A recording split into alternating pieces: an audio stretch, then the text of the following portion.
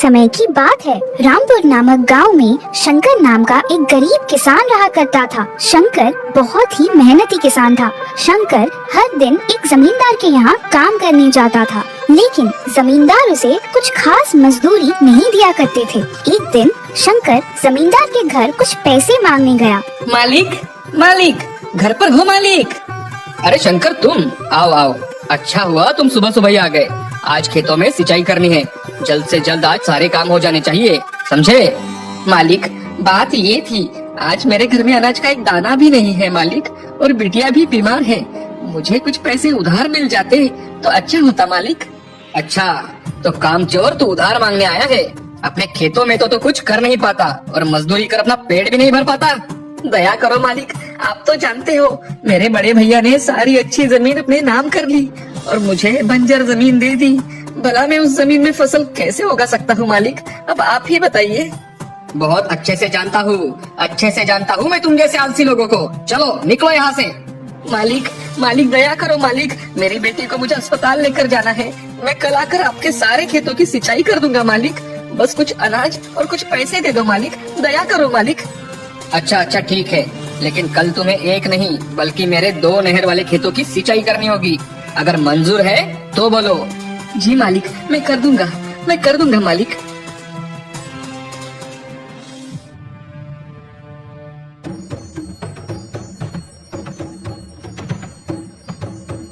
आपका बहुत बहुत धन्यवाद मालिक।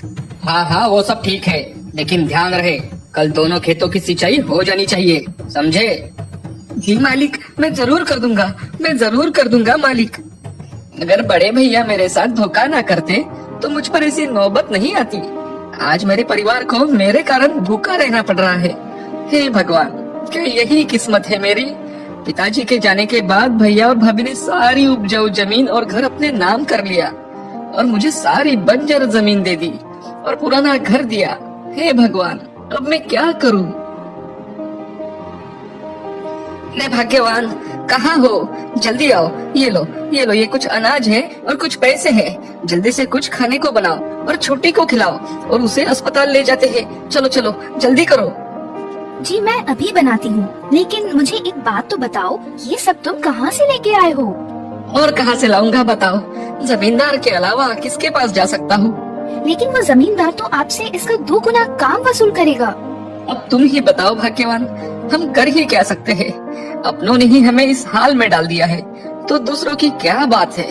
शायद हमारे ही कुछ पाप हमें भुगतने पड़ रहे होंगे।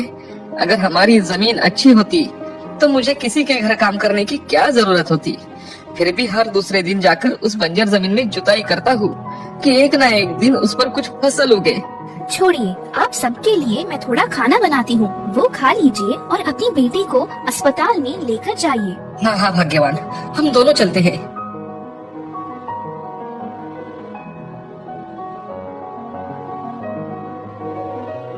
अरे बाप रे, कब से बुखार है आपकी बेटी को? बहुत ही तेज बुखार है।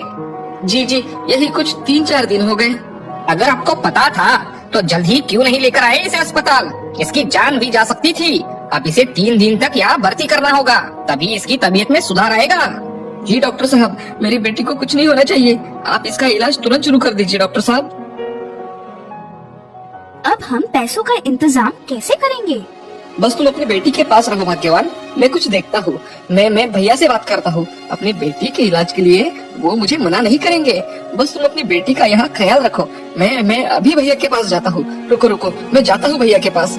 शंकर दौड़ता हुआ अपने भैया भाभी के घर जाता है और उन्हें सारी बातें बताता है। अरे ये रोना धोना बंद कर, तुझे शर्म नहीं आती? अपने बेटी के इलाज के नाम पर पैसे मांगते हुए। और कितना गिरेगा बेशरम कहीं के? निकल निकल यहाँ से। अपने खेतों से कुछ नहीं कमा पाता और बच्चों के नाम पर पैसे मांगता फिरता है। निकल निकल निकल यहाँ से। बड़े भैया, मैं झूठ नहीं बोल रहा हूँ, आप खुद चलकर देख लीजिए।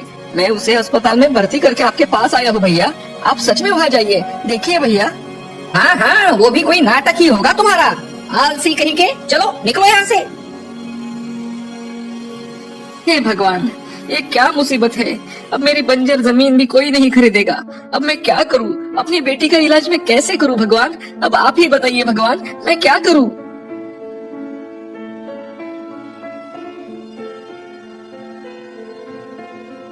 अरे अरे, ये क्या? लगता है तेज धूप के कारण बाबा गिर पड़े हैं। मुझे अभी पानी लाकर इन्हें पिलाना चाहिए।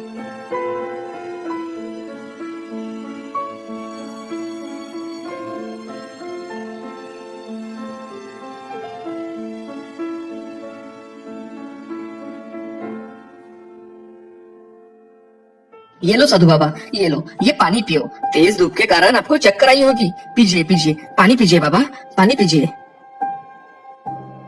धन्यवाद बेटा। आओ बाबा आओ, इस पेड़ के नीचे बैठ जाओ बाबा। यहाँ बैठ जाओ, यहाँ। हाँ हाँ, बैठो बैठो, यही बैठो बाबा। बेटे, मैं तो एक साधु हूँ, हमेशा भटकता रहता हूँ, लेकिन तुम इस घने जंगल में अकेले क्या कर रहे हो बेटा? शंकर साधु बाबा को सारी हकीकत बता देता है। शंकर की बातें सुनने के बाद साधु बाबा शंकर से कहते हैं, ये लो बेटा, मेरे पास कुछ सोने के सिक्के हैं, ये तुम रख लो और अपनी बेटी का अच्छे से इलाज करवाओ। और हाँ, ये बैल भी तुम अपने साथ लेकर जाओ, इससे तुम अपने खेतों की जुताई करना। ये एक जादुई बैल है, इससे तुम्हारा बंजर खेत उपजाऊ हो जाएगा, तुम्हारा कल्याण हो जाएगा। बस मेरी एक बात हमेशा याद रखना, तुम्हारी जो भी कमाई होगी उसका आधा हिस्सा तुम लोगों की सेवा में लगाना। लेकिन साधु बाबा, अगर ये सब आप मुझे दे देंगे तो आपके पास कुछ नहीं रहेगा बाबा।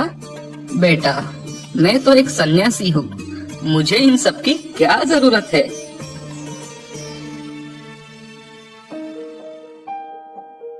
हे ऊपर वाले, आप मेरी मदद करने खुद एक साधु के रूप में आए। आपका बहुत बहुत धन्यवाद, आपका बहुत बहुत धन्यवाद भगवान, आपका बहुत बहुत धन्यवाद।